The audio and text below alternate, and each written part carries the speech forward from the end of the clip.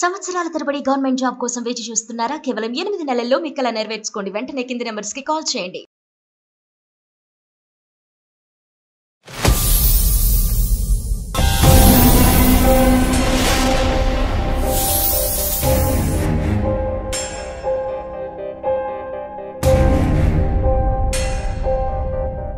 అందమైన జీవితానికి స్వాగతం. నమస్తే కళ్యాణ్ గారు. హలో హలో హలో దివ్య అండి మాట్లాడేది? అవునండి, ఎవరు మీరు? నమస్తే అమ్మా, నేను సుమన్ టీవీ అందమైన జీవితం ప్రోగ్రామ్ నుంచి కాల్ చేస్తున్నానండి. నమస్తే మేడం. నమస్తే అండి. నమస్తే దివ్య. నాతో పాటు డాక్టర్ కళ్యాణ్ చక్రవర్తి గారు కూడా ఉన్నారు. ఒకసారి మాట్లాడతారా? చెప్పండి, మీరు ఏం ఎక్స్పెక్ట్ చేస్తున్నారు, అసలు మీకు వచ్చిన సమస్య ఏంటో. నా పేరు దివ్య మేడం. ఓకే. మా ఊరు నందిగం మేడం. నందిగామ. ఓకే. అవును మేడం. నాకు రీసెంట్లీ పెళ్లి ఫిక్స్ అయింది మేడం.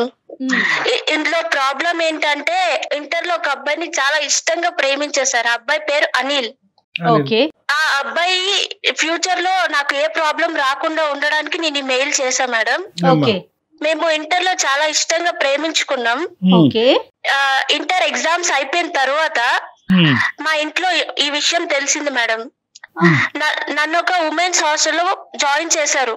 వెంటనే అసలు కనీసం మాట్లాడడానికి కూడా నాకు ఛాన్స్ లేదు ఆ అబ్బాయితో. ఓకే. వెంటనే జాయిన్ చేశారు. నేను ఆ అబ్బాయితో ఎంత మాట్లాడదామన్నా అసలు ఏం లేదు మేడం. నాకు అసలు వేరే ఆప్షన్ లేదు ఆ అబ్బాయితో మాట్లాడడానికి. సో కమ్యూనికేట్ చేయలేకపోయారు. అవును, అసలు మాట్లాడకపోయి నేను ఎంతగానో ట్రై చేశాను మేడం. ఆ హాస్టల్లో ఎక్కడమ్మా అంటే మీరు ఉండేది ఎక్కడమ్మా? ఉమెన్స్ హాస్టల్ ఎక్కడ, ఎంత దూరంలో పెట్టారు నిన్ను? వైజాగ్ సార్. నాది నందిగం, మా ఊరు నందిగం సార్.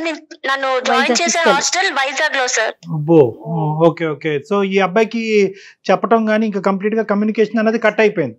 అసలు ఏం లేదు సార్. అబ్బాయిని నేను లాస్ట్ ఇంటర్ ఎగ్జామ్స్ అప్పుడే చూసా సార్. తర్వాత నేను అసలు అబ్బాయిని అసలు కమ్యూనికేట్ అవ్వలేదు సార్. అసలు ఇంట్లో వాళ్ళు అంటే ఏం చేశారమ్మా? ఎందుకు రిజెక్ట్ చేశారు? చదువుకున్న తర్వాత చూద్దామన్నారా, లేకపోతే వయసా ఏంటి? అంటే ఇంటర్ లో లవ్ ఏంటి, నువ్వు చేసే పనులేంటి అని వెంటనే నన్ను హౌస్ అరెస్ట్ లాగా చేసేసాను మేడం. ఇంకా నీకు లవ్ ఇవేమొద్దు, బుద్ధిగా చదువు అనుకొని దూరం కాలేజ్ లో పెట్టేశారు నన్ను. నాకు అన్ని వాడే నా జీవితం అని నేను అనుకున్నా మేడం. కానీ ఇందులో ఈ హాస్టల్లో పడేశారు. నేను చదవలేకపోతున్నా, వాడే గుర్తొస్తున్నాడు. బుక్ తీయాలన్నా. అయితే నా బాధ చూడలేక మా వార్డెన్ నన్ను అడిగారు, ఏమైందమ్మా, ఎందుకు ఇలా అయిపోతున్నావు, క్లాసెస్ వినడం లేదు అని అడిగితే నేను చెప్పా మేడం ఇలా అని, ఈ అబ్బాయిని ఇష్టపడ్డాను, ఇలా అయింది మేడం అంటే ఆమె చెప్పింది నాకు, నువ్వు మంచిగా చదువుకో, నేనే మీ పేరెంట్స్ తో మాట్లాడిపిస్తాను, మాట్లాడి ఆ అబ్బాయితో నీకు ఇచ్చి పెళ్లి చేస్తా అని ఆమె ఇలా ఒక హోప్ ఇచ్చారు madam. Okay. Okay. Next day నాకు ఎగ్జామ్స్ ఉన్నాయి. నేను చదవాలన్నా 1 hour లో చదవాల్సింది 10 hours పడుతుంది నేను చదవడానికి. కాన్సన్ట్రేట్ చేయలేకపోతున్నారు. కాన్సన్ట్రేట్ చేయలేకపోతున్నా. వాడే గుర్తు వస్తున్నాడు మేడం నాకు పదే పదే. దివ్య, ఎక్కడున్నావు ప్రస్తుతం? ఎక్కడున్నావు? ఆ అబ్బాయి ఎక్కడున్నాడు? ఇప్పుడున్న పరిస్థితి ఏంటి? నా డిగ్రీ కంప్లీట్ అయిపోయింది సార్. నేను మా ఊరు వచ్చాను, నందిగం వచ్చి 2 months అయింది సార్. సంతోషం. అబ్బాయి కూడా నందిగంలో ఉన్నాడు, కానీ నేను వచ్చానని కూడా తెలియదు సార్ అబ్బాయికి అసలు. ఓకేనమ్మా. నేను నా ఫ్రెండ్ వచ్చి నాకు కలిసింది, ఎలా ఉన్నావు ఏంటి అని. నా ఫ్రెండ్ నా దగ్గరకు వచ్చింది, వచ్చి అడిగింది ఎలా ఉన్నావు ఏంటి అంటే నేను అడిగా సార్ అనిల్ ఎలా ఉన్నాడు, ఏం చేస్తున్నాడు అంటే తను చెప్పింది సార్ నాకు, నువ్వు ఇంకా వాడినే లవ్ చేస్తున్నావా?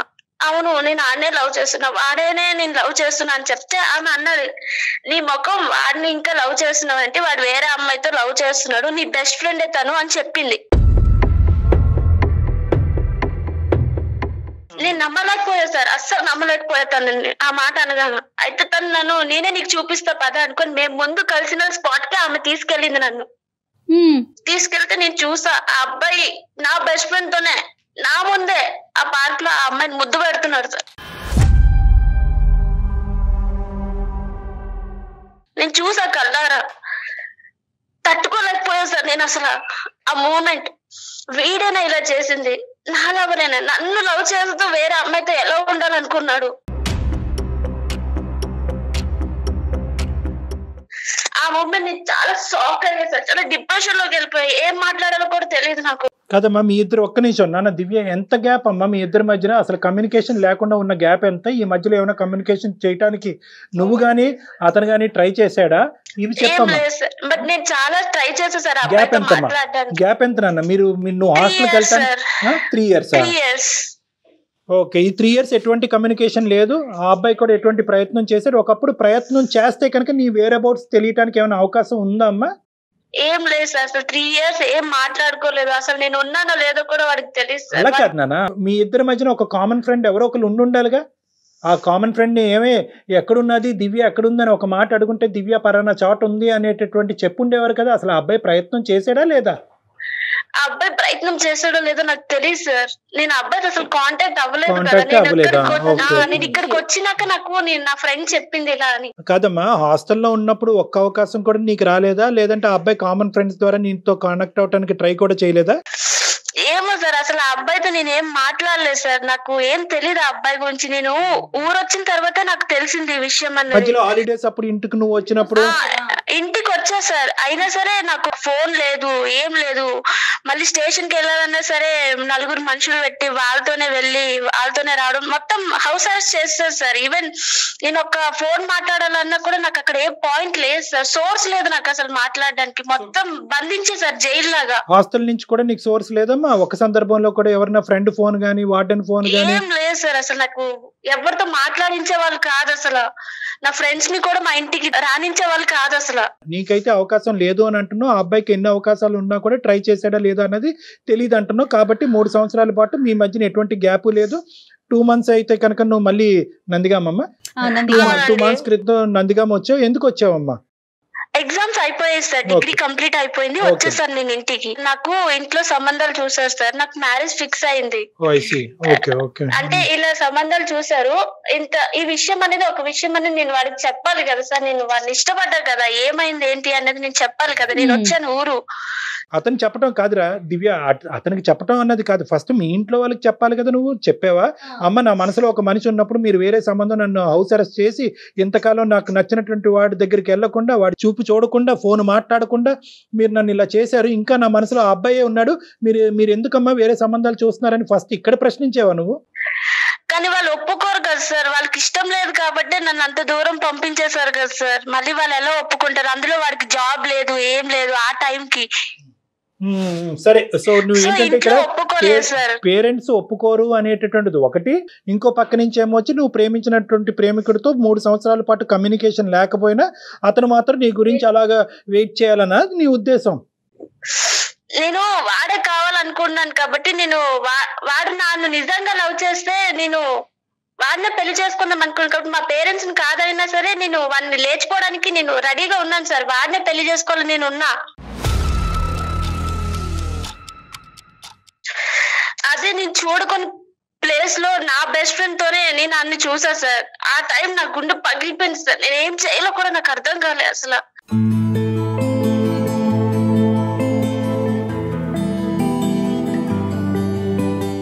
దాని తర్వాత రోజు నేను ఒకసారి కాల్ చేసి మాట్లాడా సార్. నేను ఎన్నిసార్లు కాల్ చేసినా లిఫ్ట్ చేయడం లేదు సార్. మెసేజ్ కూడా రెస్పాన్స్ లేదు సార్. అసలు నేను ఎన్నిసార్లు కాల్ చేసినా.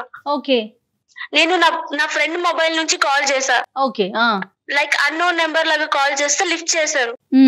లిఫ్ట్ చేసి నేను చెప్పా, మనం ఇలా మాట్లాడాలి, మన కలిసే స్పాట్ కి ఒకసారి రండి అని చెప్పాను.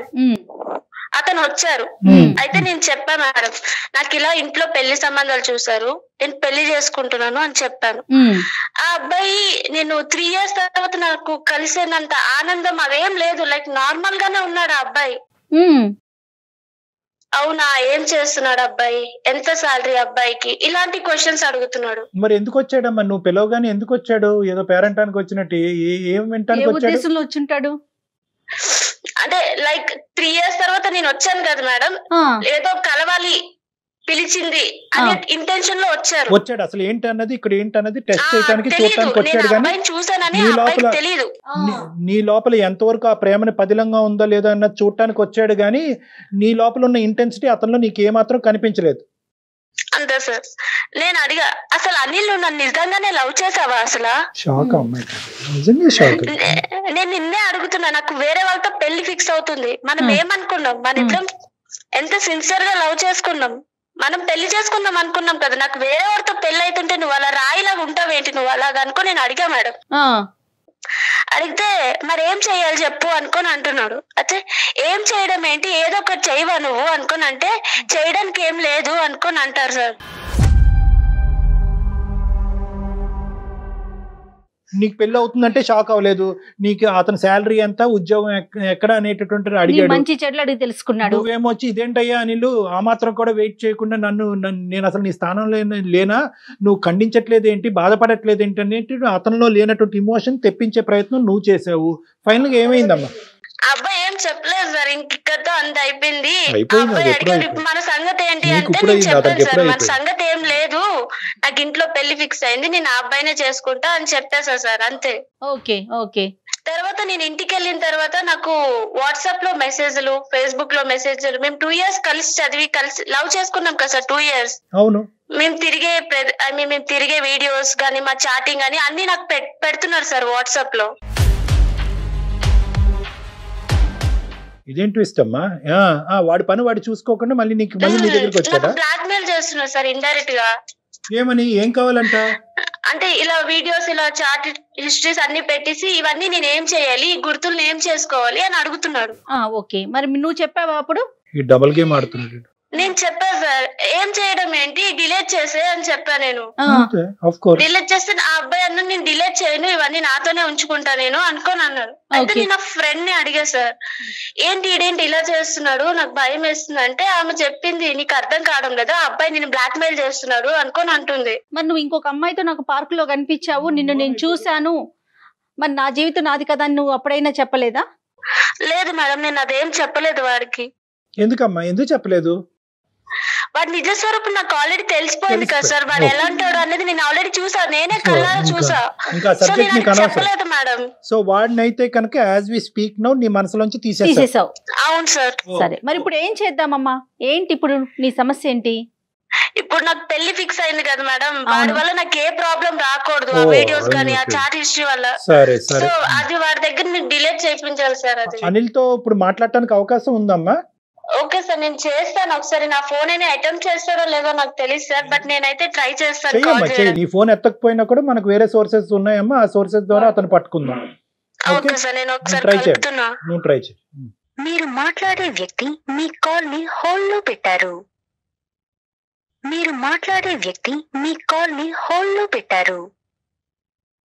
హలో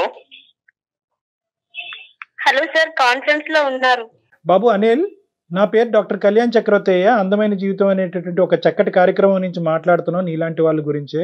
చెప్పండి సార్. ఇప్పుడు ఈ అమ్మాయి ఎవరు? ఈ అమ్మాయికి నీకున్న సంబంధం ఏంటి? ఎవరు సార్? దివ్యనా? దివ్యనే కదా మిమ్మల్ని కాన్ఫరెన్స్ లో ఎంతమంది ఉన్నారు మీ రేషన్ కార్డు లో? ఇంటర్ లో మీ ఇద్దరు లవర్స్ సార్, ఇది మాత్రం వాస్తవం. ఓకే.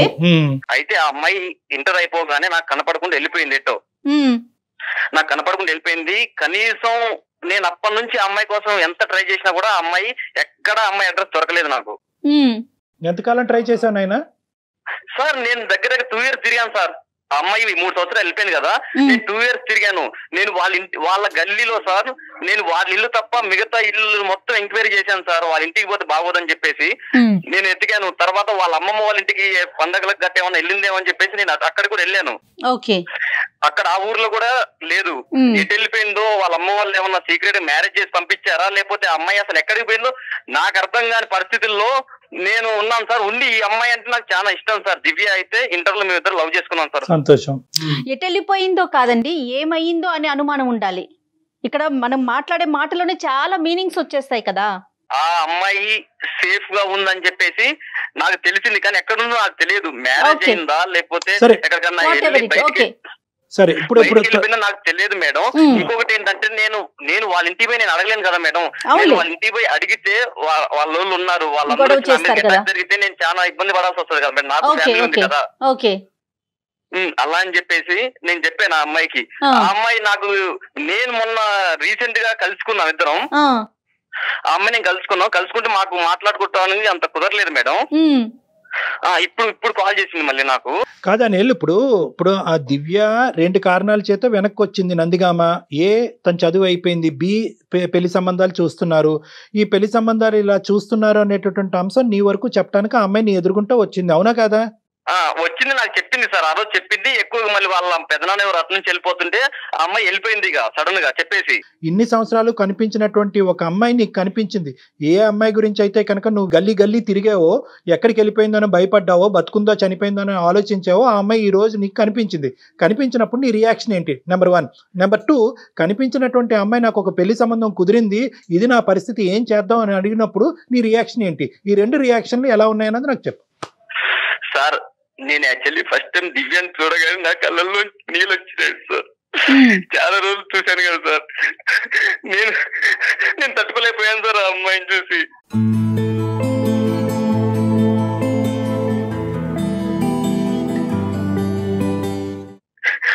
సార్ ఇంకోటి, ఆ అమ్మాయి మ్యారేజ్ అయిద్దని చెప్తుంది. చెప్పి నేను అన్నాను, దివ్య నేను నిన్ను పెళ్లి చేసుకుంటానని నేను చెప్పాను సార్. నేను నిన్ను పెళ్లి చేసుకుంటాను దివ్య, నువ్వు నాతోనే ఉండు, ఎన్ని రోజులు ఎటుపోయినా నాకు సంబంధం లేదు. ఇప్పుడు మళ్ళీ నన్ను కావాలనుకుని నా దగ్గరకు వచ్చావు కదా నాతో మాట్లాడటానికి, మన ఇద్దరం పెళ్లి చేసుకున్నాం దివ్య అని నేను చెప్పాను సార్. ఓకే, ఏమంది తను? లేదు నాకు మ్యారేజ్ సెట్ అయింది అని ఆమె చెప్పి వెళ్ళిపోయింది సార్. ఓకే, ఏం దివ్య అది నువ్వు చెప్పినానే, అతని వర్జన్ కంప్లీట్ డిఫరెంట్ గా ఉంది కదా, నీ గురించి ఇంతకాలం వెయిట్ చేసినట్టు మాట్లాడుతున్నాడు. సార్ ఆ అబ్బాయి అన్ని నాటకాలు వేస్తున్నారు సార్, అంతా నటన సార్, అంతా అబద్ధాలే. ఆడు నా బెస్ట్ ఫ్రెండ్ తోటే మేము ముందు కలిసిన పార్క్ లోనే ఆడు వేరే అమ్మాయితో ఉండడం నేను చూసా సార్. అక్కడ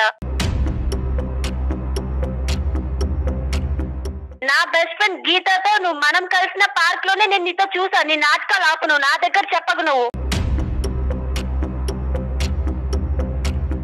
దివ్య నేను చెప్పేది ఒకటి నువ్వు ఆ పని ఇంకా అంతా అయిపోయింది. నువ్వు నన్ను మోసం చెప్తాను విను దివ్య, దానికి నేను రీజన్ చెప్తాను విను. సార్ ఈ అమ్మాయి కంటే ఫస్ట్ నాకు ఆ అమ్మాయి ప్రపోజ్ చేసింది సార్ క్లాస్ లో. దివ్య అని గీత బెస్ట్ ఫ్రెండ్స్ వాళ్ళిద్దరు. ఆ అమ్మాయికి నాకు ఫస్ట్ ప్రపోజ్ చేస్తే ఈ లోపు నాకు ఈ అమ్మాయి మీద నాకు మనసు పడి నేను ఈ అమ్మాయిని లవ్ చేశాను.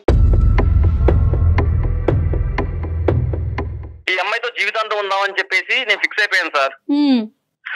జీవితంలో ఫిక్స్ అయిపోయిన తర్వాత ఆ అమ్మాయి ఏం చేసిందంటే ఈ అమ్మాయి గురించి బ్యాడ్ చెప్పింది నా దగ్గరకు వచ్చి. ఓకే, ఇంటర్ అయిపోగానే వెళ్ళిపోయింది కదా, బ్యాడ్ చెప్పింది వచ్చేసి. ఏమని, ఆ అమ్మాయి ఎందుకు, ఆ అమ్మాయి ఆల్రెడీ ఏరే వంతనో ఎటో వెళ్ళిపోయి ఉంటది, అది ఇదని నా అమ్మాయి డైవర్ట్ చేసింది సార్. నాన్న గీత చెప్పిందే కరెక్ట్, కానీ గీత కనెక్ట్ అయిపోవటం ఏంటి నువ్వు? సార్ గీత కనెక్ట్ అయిపోతాం అంటే సార్ నేనేమన్నా హీరోనా సార్? ఏమన్నా సినిమా ఇది? నాకేం అవసరం సార్? ఇప్పుడు ఆ అమ్మాయి వెళ్ళిపోయింది, మాకంత స్తోమత లేదు. ఆ అమ్మాయిని ఎక్కడుందో మొత్తం దేశాలు తిరిగి వెతికేంత స్తోమత నా దగ్గర లేదు సార్. వాళ్ళకి డబ్బు ఉంది కాబట్టి దేశాలు పంపించుకుంటారు, కానీ మా వల్ల కాదు. అందుకే నేనేం చేశాను, గీత ఆల్రెడీ ముందు ప్రపోజ్ చేసింది కాబట్టి అమ్మాయికి మూవ్ అయిపోయాను.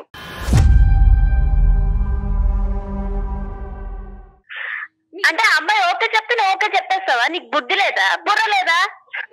నీకు బుద్ధి లేదనే, నీకు ఇన్ని రోజులు నేను వాడిని ఇచ్చిపెట్టున్నానే, వాడికి కనీసం ఒక ఫోన్ చేసి చెప్తాం మాట్లాడదాం బుద్ధి కోర్స్ ఉంటే నేను చెప్తాను కంపల్సరీగా. నాకు మొత్తం చుట్టుముట్టేస్తారు, నాకు హౌస్ అరెస్ట్ లో చేస్తారు, నేను జైల్లో ఉన్నా. నేను ఎలా చెప్తా నీకు? నువ్వు జైల్లో ఉన్నావు, నువ్వు 2 సంవత్సరాలు నువ్వు నాతో తిరిగింది లేదు, కానీ నువ్వు వెళ్లే ముందు ఒక్కసారి మా గల్లీకి వచ్చి, రోజు పాలకు అట్నించే కదా పోయేది, ఒక్క రోజు వచ్చి ఒక్క మాట నాకు చెప్తే అయిపోతుంది కదా. పంపిస్తారని చెప్తే నేను ఏమన్నా అందునా? నాకు బయటికి వెళ్ళినా సరే ఎవరో ఒకరు తోడొస్తారు నాతో. నేను నీకు ఎలా చెప్తా? నీకు అసలు ఎలా అయినా చెప్పొచ్చు. నువ్వు 2 సంవత్సరాలు మన ఇద్దరం సినిమాలకు వెళ్ళింది, షికార్కి వెళ్ళింది, ఇవన్నీ పక్కకు పెడితే నువ్వు ఒక్క రోజు నాకు చెప్పకుండా వెళ్ళిపోయావే 3 సంవత్సరాలు. నేనెవరికి చెప్పుకోవాలి? నేనేమన్నా వెళ్ళిపోయాను? ఆపు నీ నటన నాకు తెలుసు. నీకు చెప్ప తీసుకొని కొడతాను నువ్వు ఇంక ఇలాంటి మాటలు మాట్లాడావు. అట్లా కాదు, ఇప్పుడు డాక్టర్ గారు ఉన్నారు మనతో పాటు, మీరు అలా మాట్లాడకూడదు. ఇక్కడ ఒక పాయింట్ ఏంటంటే దివ్య, నిజంగా ఆ అబ్బాయి నువ్వు ఎంత ప్రేమించావో అంతే విధంగా ప్రేమించినట్టుగానే అనిపిస్తుంది, కానీ ఎక్కడో చోట నువ్వు కమ్యూనికేట్ చేయాలి కదా. అంత అవకాశాలు లేకుండా ఎలా పోతుంది? హాస్టల్లో ఫోన్ ఉండొచ్చు, ఇంటికి వచ్చేకి అవకాశం ఉండొచ్చు, ఎవరన్నా ఫ్రెండ్ ద్వారా కబురు చెప్పించవచ్చు, మీ ఇద్దరి మధ్యన కామన్ ఫ్రెండ్స్ ఉండుంటారు, రకరకాల అవకాశాలు ఉన్నాయి. సో నాకు ఎటువంటి కమ్యూనికేషన్ లేకపోవటం వల్ల నేను పిచ్చోడిని అయిపోయానండి అని అంటున్నాడు అబ్బాయి. కరెక్టా కాదా? ఓకే సార్, నేను ఒప్పుకుంటా. బట్ నేను ఎంతగానో ట్రై చేస్తా సార్ ఆ అబ్బాయితో మాట్లాడదామని. నేను హాస్టల్లో ఫోన్స్ ఉంటాయి, టెలిఫోన్స్ ఉంటాయి, వాటికి కాల్ చేసిన దానికి రికార్డింగ్ ఆప్షన్ ఉంటుంది సార్. నేను మాట్లాడలేకపోయా. సరే ఓకే నాన్న, ఇప్పుడు గతంలోకి వెళ్ళొద్దు.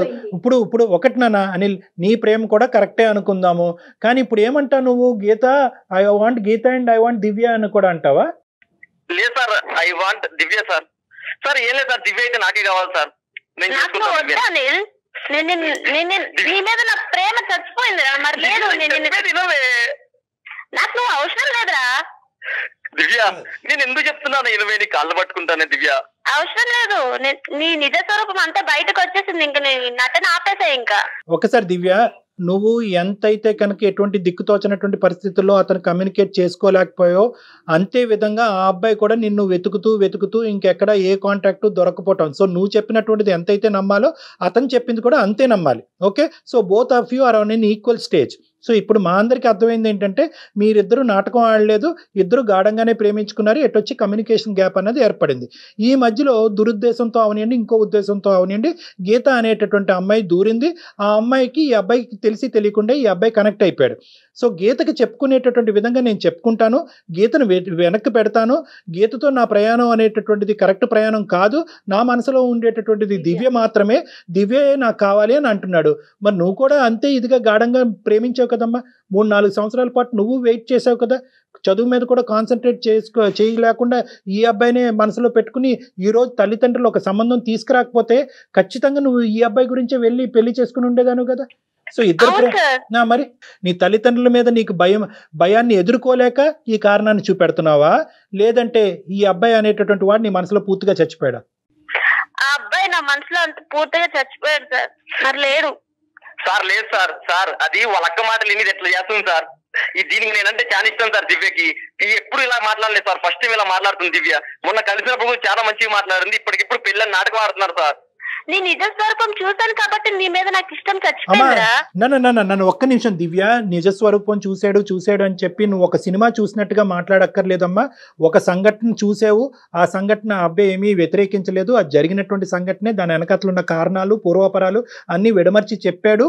ఈ రోజు అతను రియలైజ్ అయ్యాడు, ఏది అసలైనటువంటి ప్రేమ, నా ప్రేమ ఇంకా పదిలంగానే ఉంది, నా దివ్య తిరిగి వచ్చింది అనే ఆనందంలోనే ఈ లోపల నువ్వు మిస్అండర్స్టాండ్ చేసుకోవటం మొదలు పెట్టావు. అతను చేసింది తప్పే, ఆ తప్పును ఒప్పుకుంటున్నాడు, తప్పును ఒప్పుకున్నాడు.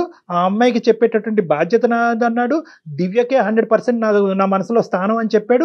ఆ అబ్బాయి వర్జన్ ఆ అబ్బాయి క్లియర్ కట్ గానే చెప్తున్నాడమ్మా. కానీ నువ్వు మాత్రం నేను అది చూస్తాను కాబట్టి మనసులో ఇరిగిపోయింది, చూస్తాను కాబట్టి మనసులో ఇరిగిపోయింది అని అదే పాత పాట పాడుతున్నావు.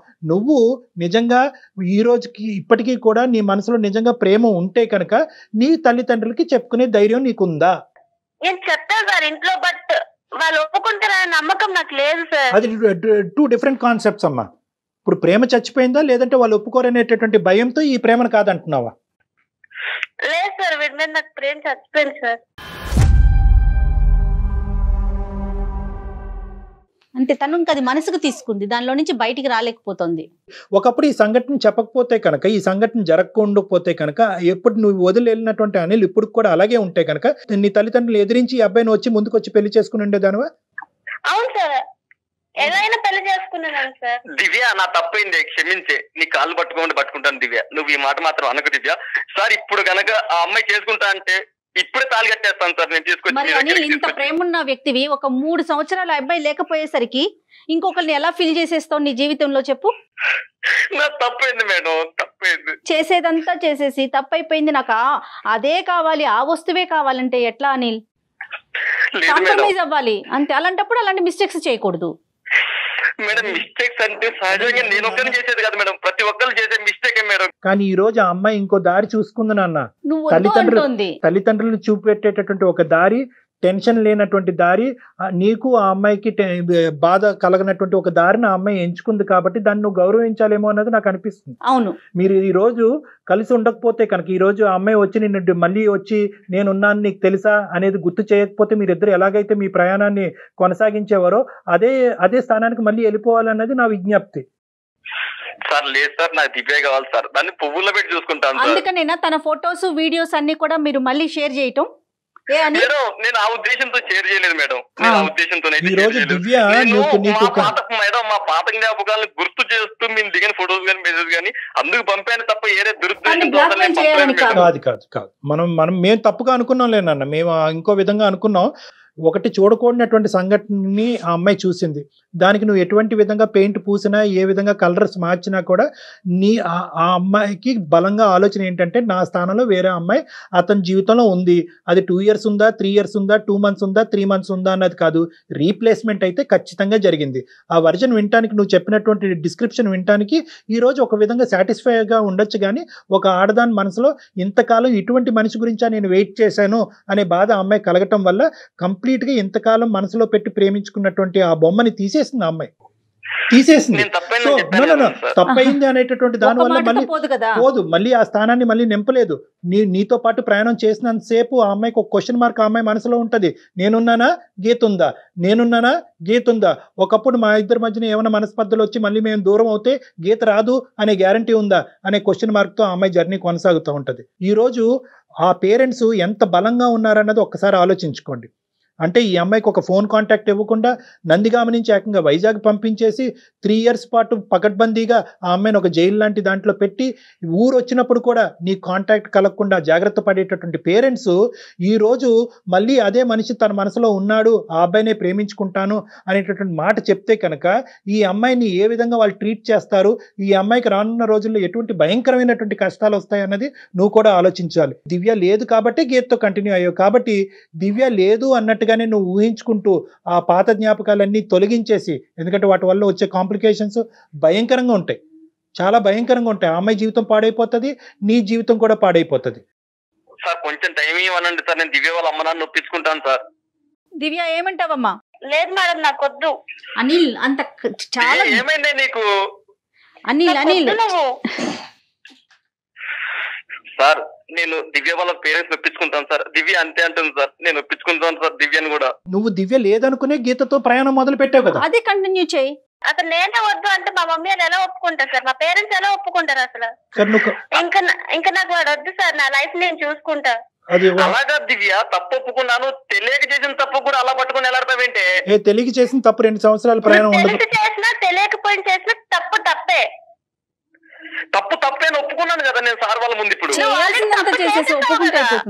కాదులే ఇప్పుడు అనిల్ ఇంకా అక్కడితో ఆపేసేయాలి. బేసికలీ ఏంటంటే తప్పు ఒప్పు అనే సబ్జెక్ట్ పక్కన పెట్టండి. ఆ అమ్మాయి కూడా ఇప్పుడు నువ్వు లేవు అనేటటువంటి ఉద్దేశంతో ఆ అమ్మాయి వేరే అబ్బాయితో పార్కులకు వెళ్ళలేదు, కానీ నువ్వు వెళ్ళావు. అంటే ఒక ఊరికి నేను ఇలా కంపేర్ చేస్తున్నాను, మనుషులు డిఫరెంట్. కానీ ఇక్కడ ఏంటంటే నిజంగా మీ ప్రేమ నిజమై ఉంటే కనుక నువ్వు ఈ రోజు కాకపోయినా రేపైనా కూడా ఆ అమ్మాయి తిరిగి వస్తుందనే ఉద్దేశంతో వెయిట్ చేసి ఉండేవాడు. దివ్య వెయిట్ చేసిందా లేదా? లేదు సార్, నా దివ్య వెయిట్ చేసింది. సో ఇక్కడ కావాల్సింది ఏంటంటే ఒక పాయింట్ టు బి నోటెడ్ ఏంటంటే ఆ అమ్మాయి మనసులో నీకు స్థానం లేదు.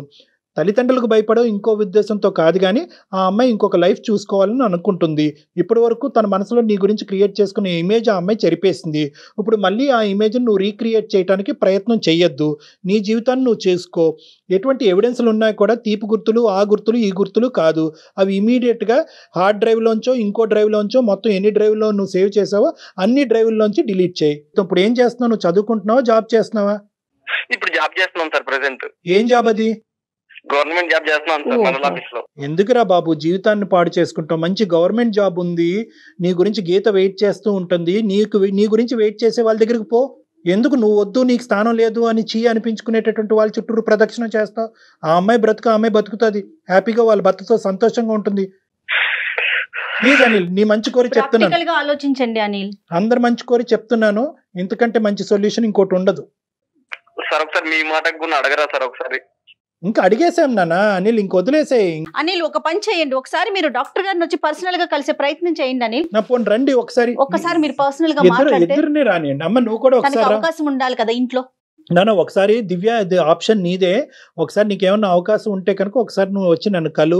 లేదు కాదు కూడదు అలా వచ్చి కలిసినా కూడా ఇంకా ఇష్యూ కాంప్లికేట్ అవుతుంది అంటే the ball is in your court. Anil immediate గా నువ్వు నన్ను కలిసేంత వరకు కాదు, ఇప్పుడు ఇమీడియట్ గా ఈ ఫోన్ కాల్ కట్ అవుతూనే నువ్వు దయచేసి అది డిలీట్ చేయాలి. ఓకేనా అనిల్? Okay sir. జీవితంతో హ్యాపీగా ఉండవే. సూపర్. నాన్న ఈ రోజు నువ్వు బాధపడుతున్నా కూడా ఈ బాధ మీ జీవితాలు నిలబెట్టడం గురించే. ఓకే, ఇవన్నీ తాత్కాలికమైనటువంటి కన్నీళ్లు, బాధలు. జీవితం చాలా పెద్దది, సముద్రం లాంటిది. ఇందులో మీ అందరికీ మంచి అవకాశాలు వస్తాయి, మంచి భవిష్యత్తు ఉంటుంది. దీంతో జీవితం అయిపోలేదు, ధైర్యంగా బతుకుండండి. ఏనా అనిల్? ఓకేనా? ఒకసారి డాక్టర్ గారిని కలవండి అనిల్. నువ్వు నన్ను కలు, నన్ను ఒకసారి వచ్చి కలు, మన ఇద్దరు మాట్లాడుకుందాం ఒక 2 minutes. ఓకే రైట్ నాన్న, right. All the best, all the best. Bye bye bye bye. Divya bye అమ్మా. బాయ్ అమ్మ. దివ్య జాగ్రత్త. Good luck in your life. Bye నాన్న. Thank you sir. Thank you. Bye.